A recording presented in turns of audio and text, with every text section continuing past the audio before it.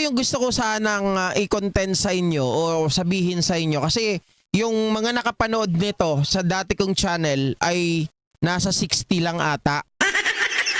Pero ito yung pagkakataon na kung saan mga kababayan ay pinasok namin ang lungga kaming dalawa ni JDB kasi nagkaroon po ng press conference ang mga Duterte diehard supporter. Kasama na po sila Ka Eric, sila Badoy, mga kababayan, at dito namin nalaman kung ano po ang dahilan ng galit nila kay PBBM.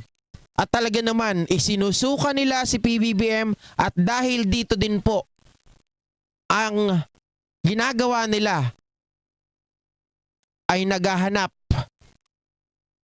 Ano pa? Bukod sa naghahanap, sila po ay nangangalap ng mga pirma para pabagsakin si Pangulong Bongbong Marcos by hook or by crook. Pero alam natin, that was 3 months ago, pero ano na nangyayari? 'Di ba? Pero hindi tayo titigil doon, mga kababayan. Ito po, ipi-play ko po sa inyo at malalaman nyo po dito ano ang tunay na dahilan bakit masamang-masama ang loob ng mga Duterte diehard supporter kay Pangulong Bongbong Marcos Jr. Teka lang ho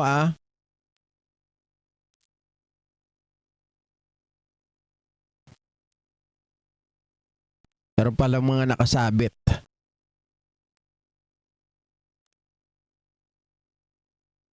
Ayan, play natin. Ang inibintang natin dito, itong Pangulong dito, napakawalang kwenta.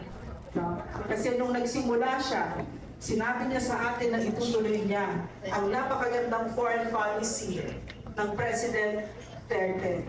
Ayun, sabi niya gano'n, mga kababayan. Nung nagsimula raw si Pangulong Bongbong Marcos, ang pangako daw niya, susundin ang foreign policy ni dating President Duterte.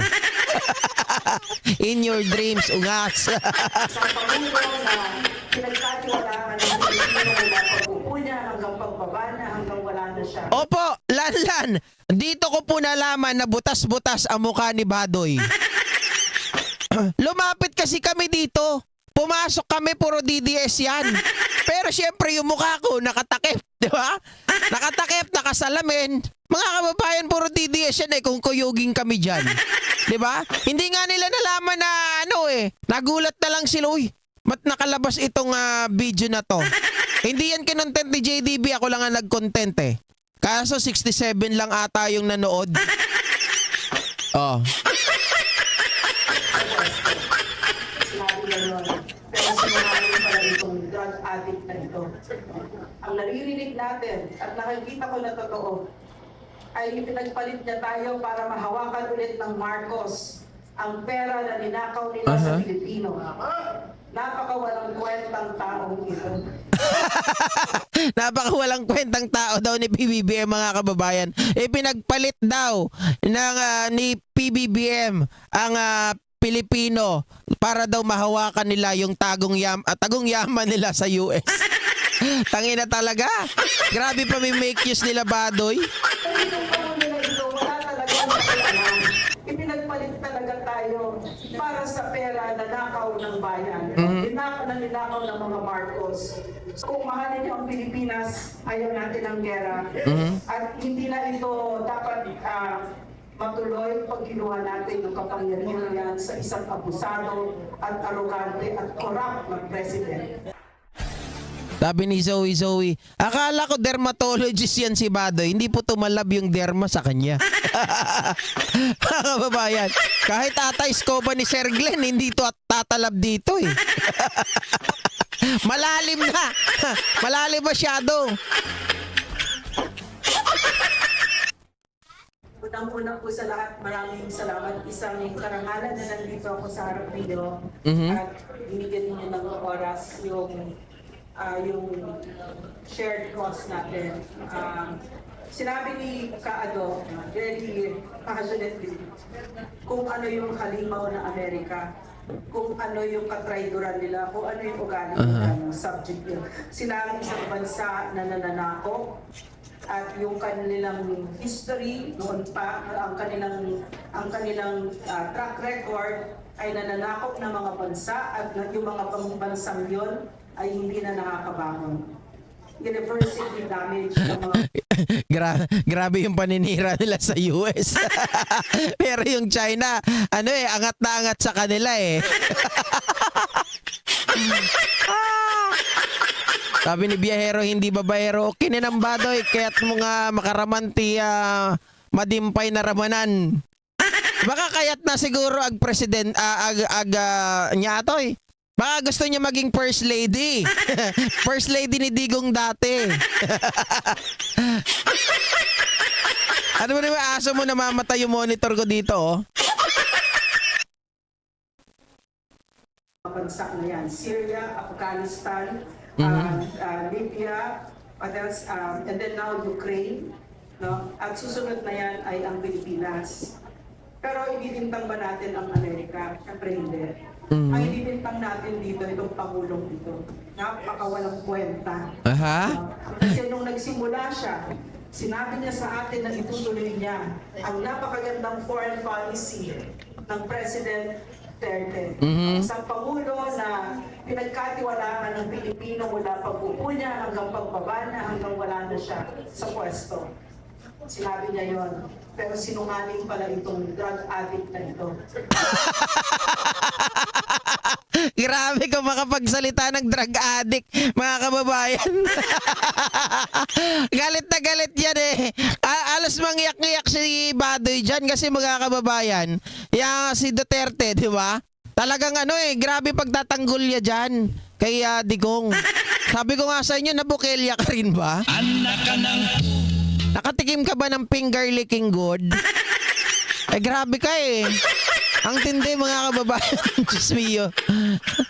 Yun po yung isa sa mga dahilan kung bakit galit na galit sila kay PBBM kasi hindi sinunod yung foreign policy. Dahil ngayong China siguro inaaway na sila. Mga animal kayo. Bigay ako ng bigay sa inyo ng pera. 6 na milyon kada buwan. Tapos hindi nyo mapasunod si Marcos.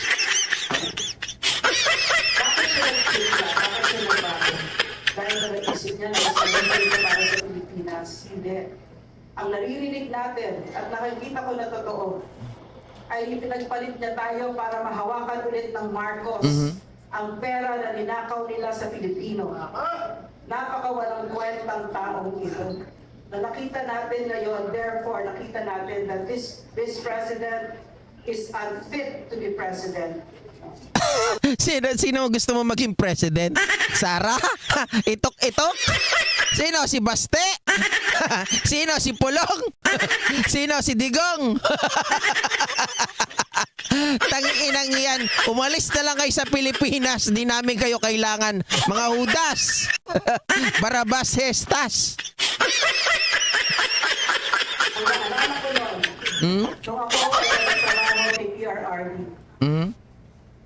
Ang galing-galing talaga ng Pangulo na to. Napakahusay niya. Ay, ang galing-galing talaga ng Pangulo na to. Napakahusay niya. Saan mahusay? Sa pagsisinungaling?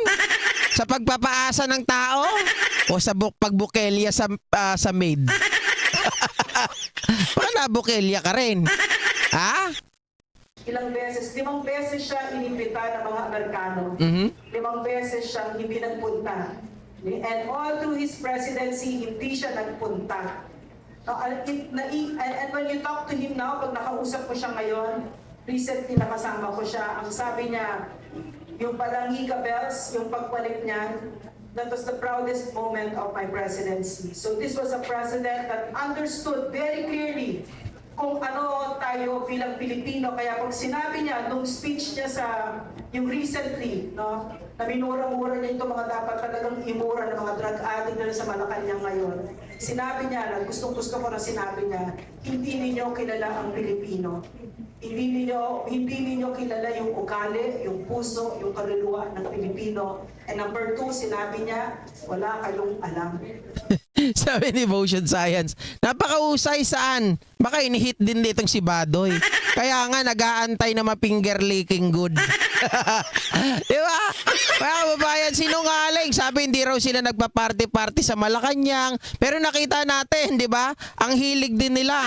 May pasayaw-sayaw pa siya ni Digong. At nakikita na natin yun, this horror show of the Marcos presidency that unfolds before our very eyes every day. There's something that talagang meron siya talagang para tayo nanonood ng horror show, di ba? Ano ba yung president pa to? Yung drug bust na walang kwenta. So, anyway, nung si President Duterte nandyan, ang kwento dun sa Balanghiga Bells na kinanta niya sa amin, yung CIA lumapit sa kanya. Basta yung Amerika lumapit sa kanya at sinabi early on in his presidency at sinabi sa kanya, mag-usap na tayo. Shut up Kasi daw, sanay sila bako-bako. ng mga Philippine presidents, diba? So, sinabi niya, sige, basta ibalik niyo muna yung Balanghiga Bells. I'm simplifying it. Balik niyo muna. So, mas mag-usap tayo pagkatapos. Nung binalik yung Balanghiga Bells, bumalik ulit yung CIA, yung Amerika. Tapos sabi sa kanya, usap na tayo. Mas next time. Pero he never sat with them. So this was a president that understood our sovereignty. So why am I talking about him? Kasi nakita ko din, nung siya'y nakaupo, napakaraming letters na dumadating from the OFWs na mula nung tumindig siya na mataas at matayo para sa Pilipino. Kahit yung mga mapang-abuso nilang mga amo na yung mabait sa kanila at napakaganda ng trato ng mga amo nila, kahit yung mga sa airport, napaka-courteous. So ano mangyayari pag ganito ang ating Pangulo? Kasi nga, niloko nyo yung mga tao. Hanggang ngayon, niloloko nyo pa rin yung mga tao. Kaya nga yung mga nandyan, kayo lang naglolokohan eh. Member lang naman din ng mga KOJC yung mga nandyan. Tapos member ng mga kaliwang grupo. Tapos mga vlogger na uto-uto, hindi marunong mag-analyze. Yung iba pa nga dyan, kilala namin eh. Mga kababayan eh, vlogger na dating PBBM. Kaya lang, dahil nga hindi marunong magkomentary, dahil sila ay talagang, hindi ko po sila winawalang iya, hindi ko po sila minamalit ha. Totoo naman. Ito mga ito, hindi marunong mag-commentary, hindi marunong mag-analyze, kaya kung saan sila kikita, nandoon. Oh, andyan sila sa harap. Pero hindi kami nagpakita sa kanila. Tinutukan ko lang ng camera yung si Badoy. Nandyan ako sa gitna, nakatalikod tong mga vlogger na yan, yung mga nakaitim. Tapos yung yung mahaba buhok. 'Di ba? Hindi nila kami nakita. Ako lang lumalapit, si JDB nasa likod eh. Nakabantay sa akin. Walang respeto ang bansa, ang bayan. Meron din siguro silang dito, 50. 50. Oo nga, 50. Ano yan? Yung lugar na yan, mga kababayan, yan ay lugar na kung saan talaga, sports club yan. Mahal ang bayad dyan sa kada kwarto.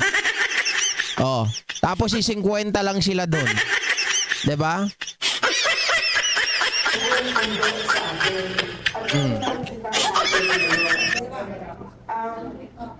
Just want to say a short story. Meron akong maliit na farm sa Zambales. Napakatagal na every time we go there, ba't namin binili yung farm na yun? Kasi para sa mga apo namin, wala pa kaming apo. Nalalaginip lang kami. Yung anak namin, hindi pa kami binibigyan ng apo. Pero yun yung kung bakit namin bilhin. Tapos inipon namin yun. Tapos finally this year, pwede kami mag-build. Maliit lang na bahay, na kubo, gano'n. Uy, maliit lang ang bahay ha.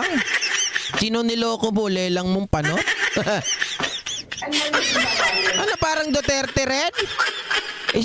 Gaya-gaya kayo ng style? Maliit lang ang bahay? Maliit lang yung pinapakita? Ah? Parang si Sarah rin yan eh. Na-rape po ako nung bata pa ako. Hindi, tatay niya hindi naniwala. Huwag kayo maniwala dyan. Oh. Ginaya pa ngayon ni Kati Binag, mga kababayan, siya daw ay na-rape din. Nakaw, sablay na nga si Sarah, ikaw pa din isa. diba? So, naisip ko, ang mga buhay natin nasisira, no, dahil sa gerang ito. All those things that we hold dear to us, mawawala. Kahit yung paggising natin sa umaga na nagkakape tayo ng tahimik, ay tapasigan rin yung routine ko, tatakbo ako, everything, all of this. At yung mga mahihirap, lalong hihirap ang buhay. Okay. Tatapusin ko na kayo dyan. Ang inanga nga, matagal pa yan. Meron pang ilang minutes pero ayaw ko nang tapusin dyan. Ayaw ko nang ipagpatuloy. Kukwento ko na lang sa inyo. Ang kanila talaga na pinaglalaban dyan, mga kababayan, yung EDCA. At yung tawag dito, nabalitaan nyo naman siguro yun, di ba? Yung sabi ni Amy Marcos na meron ng mga missile na nakatutok sa atin, pero ang sabi ng China wala. Yun yung may pinananakot nila na si Pangulong Bongbong Marcos daw, hinaharap daw tayo sa gera, tayo daw ang pinanlalaban, tayo, yung mga anak daw ni PBBM, hindi naman daw, sila daw ay tatakbo naman ng abroad. Yun ang sinasabi nila dito, mga kababayan. Hindi pa yan. Yung balikan natin yung sinabi niya kanina na etong si Pangulong Bongbong Marcos daw bangag, adik at hindi raw sinusunod, walang isang salita. Pinaasa lang daw sila na susundin ang policy, foreign policy to be exact, nitong si Pangulong Duterte o dating Pangulong Duterte na yun talaga yung gagawin daw ni PBBM, mga kababayan, pero hindi daw po ginawa.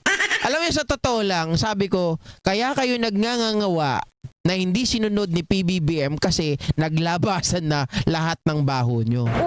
Alam mo, gusto ko talagang sumigaw dyan. Sabi ni JDW, gago, kuyugin tayo rito. Kuyugin talaga kami dyan, mga kababayan. Nakakabwisit, alam mo yun, pag narinig mo. Tapos mayroon pa siyang style na paiyak-iyak dyan na parang nagmamakaawa.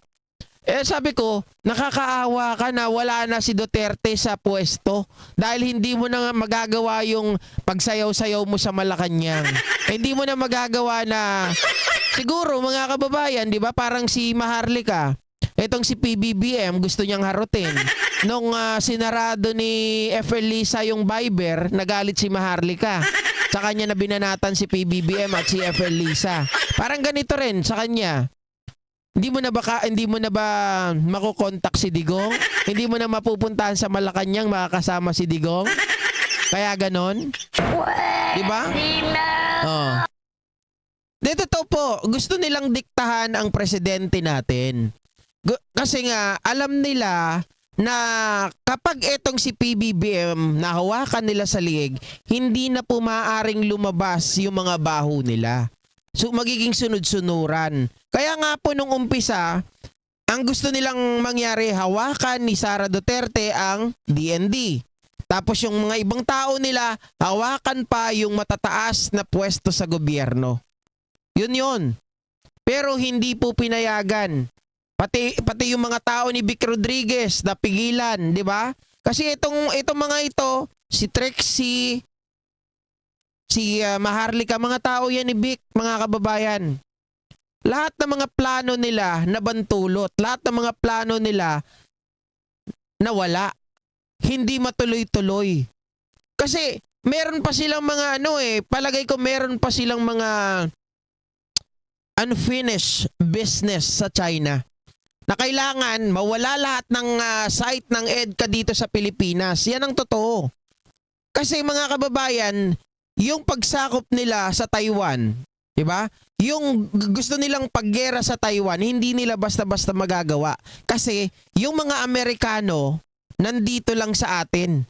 Pwede yan tumulong papunta doon sa Taiwan. Mabilis lang makaresponde. Kaya yung China ayaw magsimula nang nandito pa yung mga EDCA sites. Kaya nga si Ivy gumawa ng kwento tungkol dyan, di ba? Oh. Sabi ni Shoni Hest, Dilis, matulog na lang kayo. PBBM Marcos forever. Sa mga nanonood sa Facebook, hindi ko na mabasa kasi nawala na yung monitor ko, yung screen. Hindi ko alam kung ano ginawa ng aso ko. Binangga dito sa ilalim.